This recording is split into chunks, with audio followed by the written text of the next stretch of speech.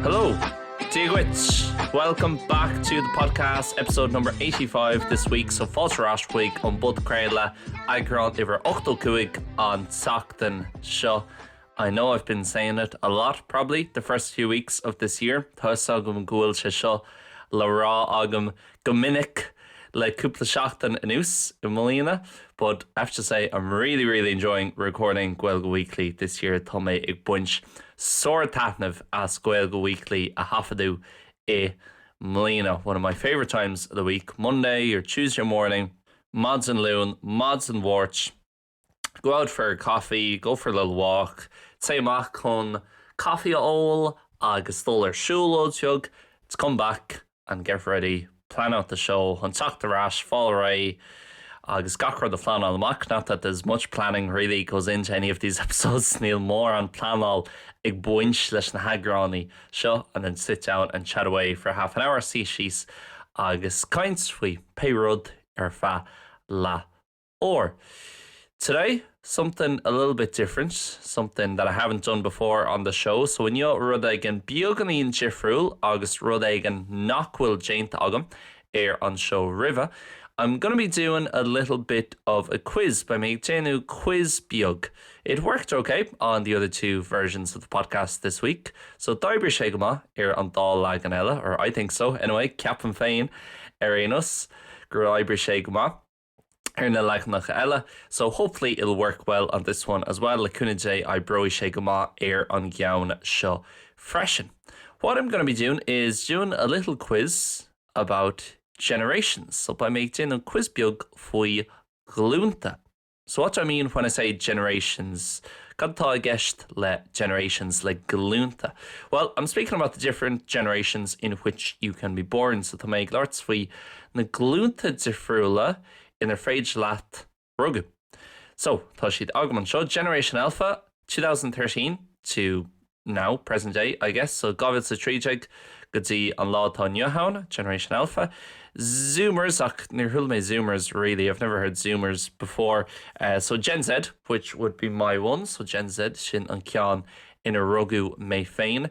1997 to 2012, so níteag nó seacht, go dtí 2012. Millennials, 1981 to 96, so 8 go dtí an 9. Gen X, 65 go 8, so 65 to 80. Baby Boomers, so 46 to 64. Baby Boomers, Carcha sé go 64 go leisce. So basically just after the Second World War, Díreach tar éis an dara chugad damhanda.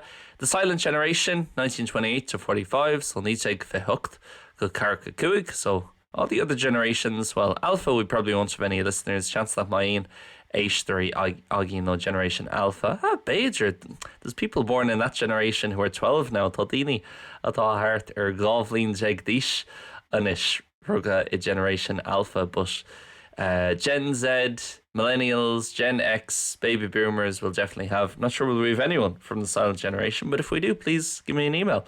Let a hell chur ríomhphost chuigam.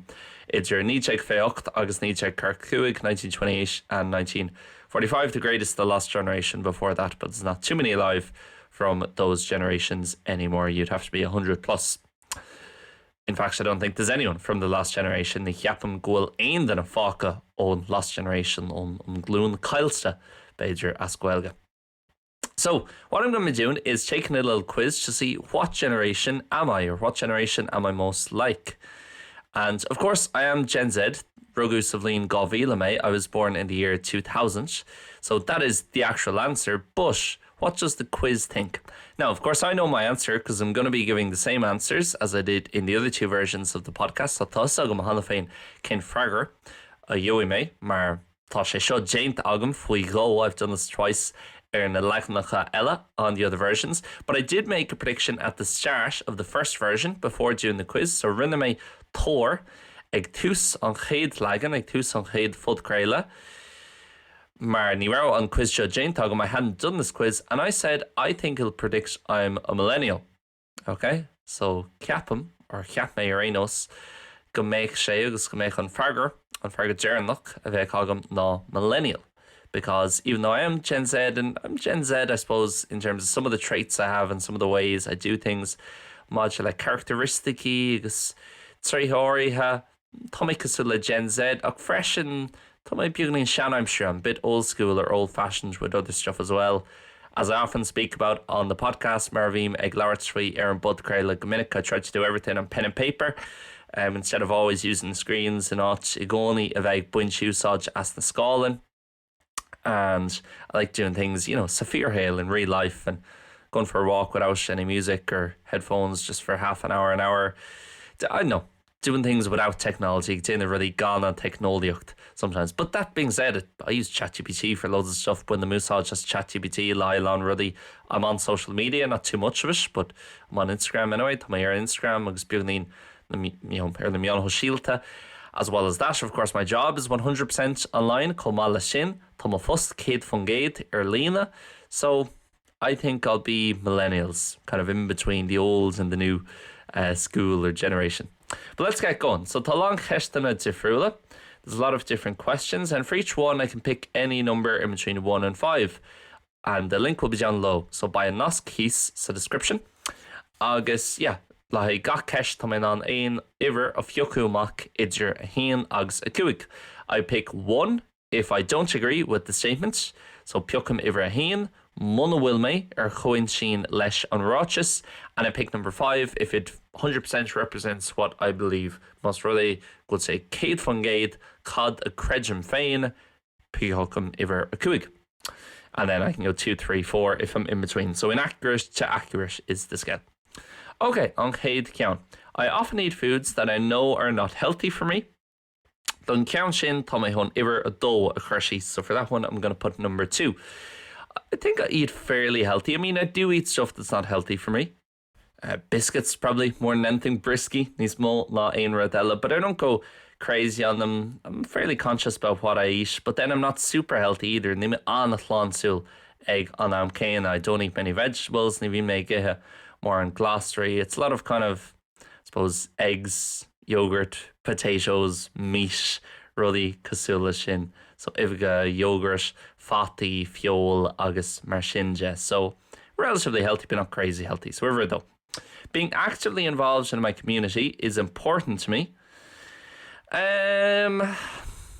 It's actually tricky to remember what I put down in the previous quizzes. Tá sé deacair dom chun cuimhnú chad a chur mé síos sna quizna eile. But I think I put down iver 3 so you count sin. So I would say it is very important to me, and it's something I would like to do more of, especially when I'm older. So tá sé tábhata dom, agus is rud é a bhfuil mé géirí níos móide a dhéanú nuair atá mé níos sin. I suppose now I'm very focused on my own stuff and my own business and getting my own situation right and enjoying myself as well, because I'm only, 24 níl meach féiche cathair. So tá mé tíorithe isteach ar ma gnó hain agus ag buint taithne bheas ma héal agus mar singe and so on. But yeah, it is important for me instead of, I think I was talking about this on the podcast, instead of worrying about what's going on the other side of the world or national politics or international politics, I much prefer to look at my own community and my friends and family and focus on them and focus on the people I actually see real life. So it's maith am not a bheith dírithe ar an bolaíocht idir náisiúnta agus rudaí atá ag tarlú beidir ar an tíú eile gen down on the other side of the world. Is maith am díristeach ar chóirde na daoine in my chathair, in my cheantar, the people in my city, in my area, the people I actually see and I'm actually interacting with every day. Na daoine bhfuil mé ag feiceáil gach lágs, na daoine lob bhfuil mé ag labhairt freisin gach lá. So yeah, iver 3. Tá sé tábhata dom, it is important to me, but I probably don't do as much of it as I should or as I would like to in the future. I frequently set long-term goals and work steadily towards achieving them. Yeah, iver chathair. I'm not 100% focused on the long term. Ní mé céad fan gcéad tíorithe isteach ar rudaí go fad tarmach. But I do definitely plan. I don't overplan things out. Someone asked me the other day, are you going to live in Seville for a lot longer? Dúirt duine ag an lomhan bhfuil tú chun fanacht de Seville ar fra mór an ama eile. And I said, I have no idea, but probably I'll stay next 2 or 3 years. But you've no idea what's going to happen. Ní linn clú agat cad a thar loí, so there's no point planning out for several years. But in terms of definitely things I want to reach, especially with work, rudí bhfuil mé géirí buinte amach go háirithe leis an obair. Yeah, I'm very much, this is what I want to do next year with the work. This is, you need to think about money as well, obviously, when you have your own business. Caiid tú a bheith smaoin of faoin agad freisin, ar atá do go nó hain agat. So kind of thinking, okay, this is how much I want the company to bring in next year and the year after and so on. And yeah, I suppose making different courses with learnirishonline Online, doing different stuff with the podcast, ag déanamh rudí difriúla leis an bud creile, ag crothú chósaí difriúla learnirishonline Online. I do definitely plan things out more medium term, I'd say, better go beyond termach. Because again, long term, a million things could happen and will happen. Seans go tar loic na mílsa rudí agus tar loic sí, really, idir an ish agus beidir an bhliain sa thugan, mBéarla. So, iver cahar for that one. Living in the moment is more important to me than planning for the future. So that's interesting, kind of similar question. So tá sé sin simúl, tá sé réasúnta cosúil leis an gceist dhearnach. And for that one, yeah, I'd say iver cahar. So I know I've said, I do plan for the future, and I'm saying here living in the moment is more important, but yeah, I suppose I don't like to think too much about the future or yesterday or last week. Ní maithlim a bheith smaoin of faoin todhchaí an nómarcha, agus freisin ní maithlim a bheith smaoin of faoi rudí a tharla roimhe seo, things that happened before now, because again, once something is done, it's done. You can't change it. Nuair atá rud ag an déanta, tá sé déanta, ní féidir leat a athrú. And I suppose if I don't like doing either of them, ní maithlim an dá rud a dhéanamh, but if I had to pick one of them to do, mas rud é go raibh orm ceann amháin acup a fiochú amach, I would pick out thinking about the future, because at least you can plan for that and affect it and plan for a better future. Liad tá tú a plan for a better future. I sound like a politician. Liad tá tú ná an rudí a phleanáil amach agus smaoine faoin todhchaí agus todhchaí níos fearr a crothú dit féin agus do dhaoine eile, and for other people as well. But yeah, living in the moment is key for me, and it's helped me with a lot of stuff in my life. Tá sé tar éis carúlam le lán rudí in my héal. If I think about times when I was struggling with different stuff in the past, mas rud é go make smaoin of an ish rudí a tharla agus rudí or I make strackle slob roimhe seo in my héal. One of the things that always helps me, and I think can help a lot of people, ceann sin rudí a charraí go mórlam agus ceapam gur féidir leis an rud seo cabhrú le lán daoine. Now you can be focused on now, and most of your worries, they're either about stuff that might happen in the future or that have happened before.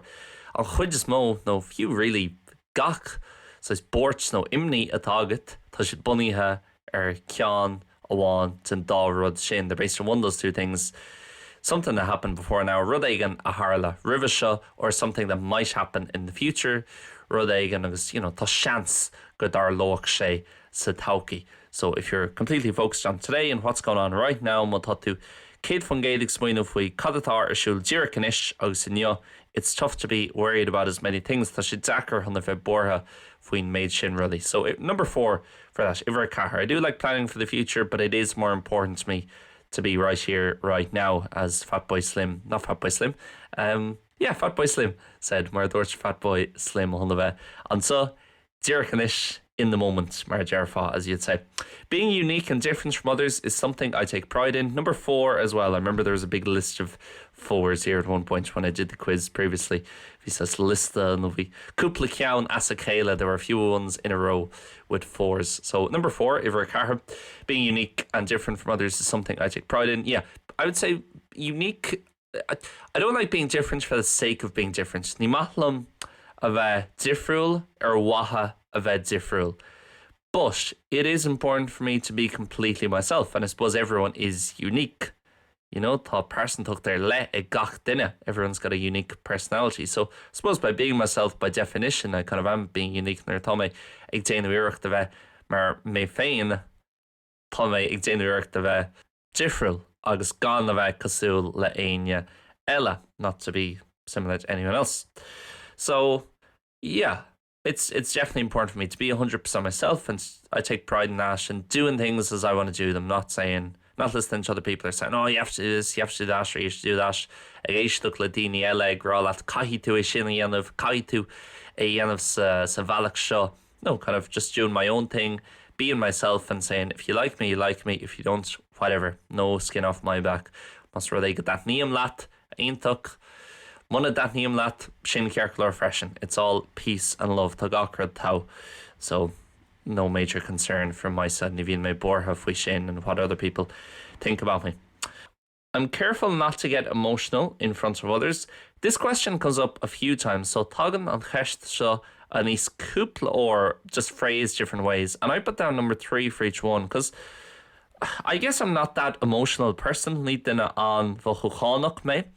Chlí, I can be in some ways, but generally I'm not. Dig an ná ní me, really. Like a lot of Irish men, I guess, because they'll allow fear airnacha is stoy. I suppose I don't mind getting emotional in front of others, but it's not important for me either. Nisha tábhachtach them ag an am céine. So over a 3, kind of NA, almost not applicable, straight down the middle. I wouldn't agree or disagree. Ní ein tóhin go humláin leis sin, but I wouldn't be fully against it either. Next one. Change often brings more problems than solutions. I don't like the word problems. Ní maithlim an focail an sin problems. Challenges, I would say. It brings more challenges than solutions. I think a few years ago, beidir cúpla bliain ó hin, I thought a bit differently about this. We make smoin of a mold beaganín tifriúil faoi seo. I like kind of things being a bit all over the place. You know, vi sé go mádal me an am nor na crowd ruddy i gcónaí mar an ggéine when things weren't always the same. I liked being, I'll move to this apartment in a few months, or might even move to this city, seansca rachin chuig an orsan seo ag gan cúpla mín ó seans go mulchin chuig na carrach sin. And I liked, I'm doing this today, but I don't know what I'm going to be doing tomorrow to make 10 on rud so Nil sound caddy in him work. But now as I get a bit older, I'm starting to like the stability of being in one place for the full year, not taking too many holidays or travelling too much. Gan of tashtal more and gan of ag dollar more and late in the sira. Having more or less the same work week every week on says Sachtan Céine and Sachtan Ibra Céine agam pianna gach seachtain. That's perfect for me. So I don't like change as much now, but I'm still open to change.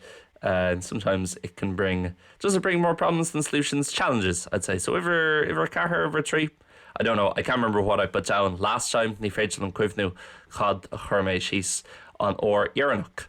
But anyway, on to the next one. I believe time-honoured traditions should be preserved. This one is tricky because I know I am quite traditional with a lot of stuff. Thus, I'm going to soch tradiisiúnta le lán ruddy, as I said, doing things the old school way, pen and paper, and I've no interest in Netflix or any of that. In Netflix, no ein rud mar sin, agus ag buint úsáid just pean, agus pop air, and I always keep the phone off until midday. Ní buna úsáid as an phone, could see meán lei, beidir. But equally, I'm not stuck in the past. I'm sawnithe, it's not hooked to G's, no in the 80s or the 90s. I'm happy having a balance of the two. And I spoke about this last week on the show, on the nostalgia episode. If you make Lauert fi show on Tachtan Shikatsa, an episode for nostalgia, that, in my opinion, 20, 30 years ago, there were things that were better, there were things that were worse. Fi ruddy agus fi siad níos basa, agus ruddy agus fi siad níos fearr. And now there's things that are better and there are things that are worse. And in the future, so tauki, in 20 years' time, I gian fihe blin, there'll be things that'll be better than what we have now, and there'll be things that'll be worse. By ruddy agus by siad níos mas or níos fearr, agus by siad níos masa, fresh and ruddy ella. So iver 3, I think straight down the middle. Time-honored traditions. Should they be preserved though? I put down in number 3 the last few times, so I'll put down number 3. Preserved is an interesting word. Airiness. Anyway, we're not going to overthink that. Neil wants hon smuoinú an nummercha faoi sin. I plan my finances with long-term goals in mind. 5 probably, to be honest. I'm kind of probably a bit too focused on that nowadays. My bids are smuoinú an nummercha faoi sin the late in the show, but I do kind of plan in terms of, if I want to move back to Ireland in the future, ma táime géirí bugarashk éireann sa tauki, even if I have a family in 5 or 6 or 7 years, what I'll want to be earning at that point, and what type of situation I'll want to have in terms of money, cinnsize cost of agam, no cinnsize cost of wem arénos ó heh argad ag an am sin, agus ma táime chun bugarashk éireann lá aigen. Maybe in 5 or 6 years' time, beidir I gaan cuaig no sé bliana. I do think about money and how much I'll be making and how much I want to make in years, because nowadays you have to make a lot of money to have a good life for yourself. There's no other way around us. Kaitu along arrogance a hilla hun Seol ma a bhagat. If, you know, your idea of a good life is getting a house in somewhere like Ireland and bringing up your family somewhere nice, you know, tach ma a bheith agat áitséigean in éireann agus ag tógáil cluine áitséigean deas in éireann, or maybe where you're from, an áitgras hu hain in éireann. So yeah, probably number 5. I do think about that. I probably think too much about that nowadays. I'd like to get that down to a number 4. But anyway, I'm skeptical of new technologies and prefer traditional methods. Yes and no. You know, eintim lashin agus ní eintim lashin. I'm skeptical of new technologies. Not really. Ní more on ChatGPT, for example, which is probably the best example. So mar hampla ChatGPT agus chance Gaeilge an sampla is far. When we're speaking of new technologies, I use ChatGPT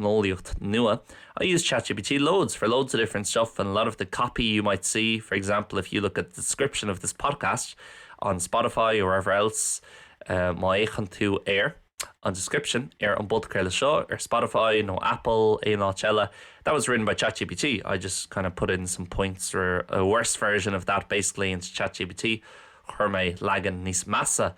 Sin éisteacht ChatGPT, and it gave me a polished, much nicer version with emojis and different colours and fonts and whatever. Who sé lagan níos fearr domsa. Agus.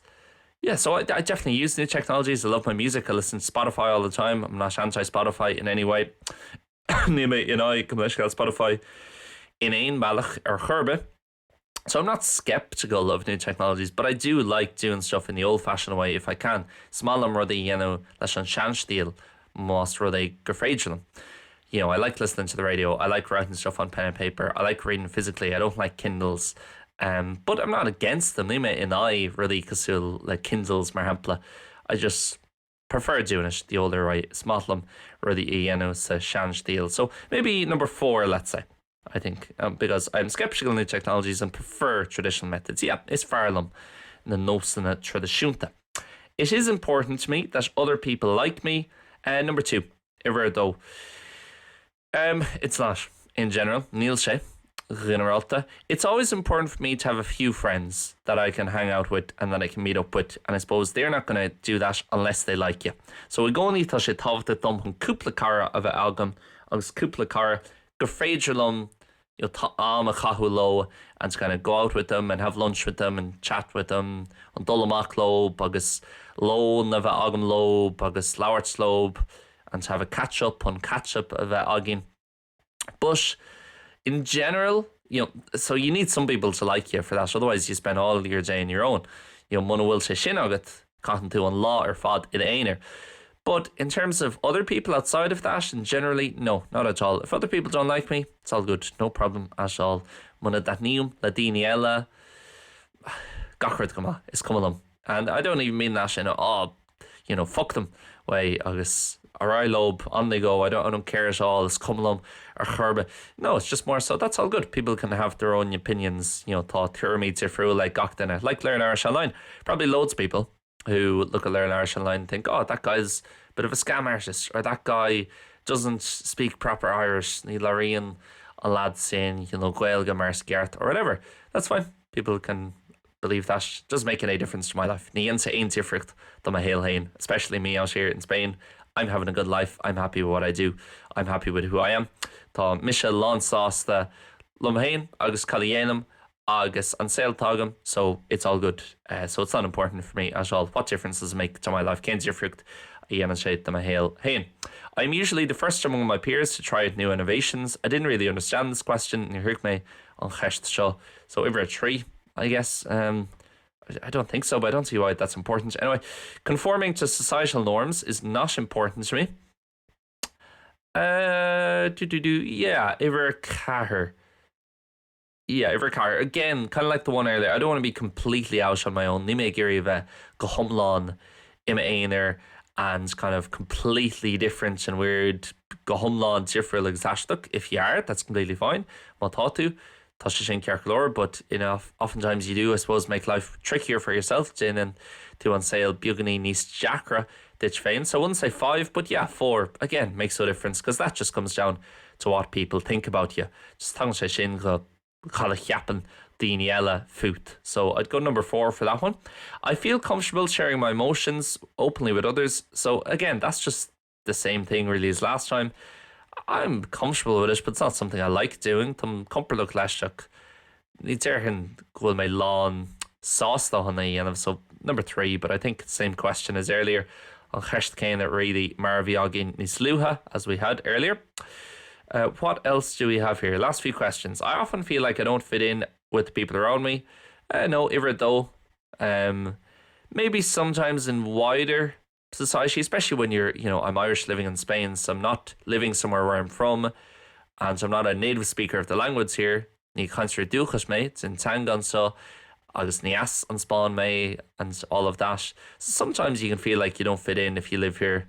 That's nothing to do with my generation. Well, my generation travels more, being my glún like tashdal níos mó, so maybe it does. Beidir go muinneann sé leis na glúnta with the generations, but no, I mean, I only really spend time with people I like and my friends. Ní bhíonn mé ach cahuama le mo chóide agus daoine a hadníonlam, because I work by myself and I live by myself, so I bríam lum féin agus tá mé I mo chónaí lum féin, so I don't have to spend time with people I don't really like. Ní learn am a chahu le daoine nach that nílam. So in general, I always feel like I fit in because I fit in around people, my friends, So that's all fine. And last few, I often find myself defending the way things have always been done.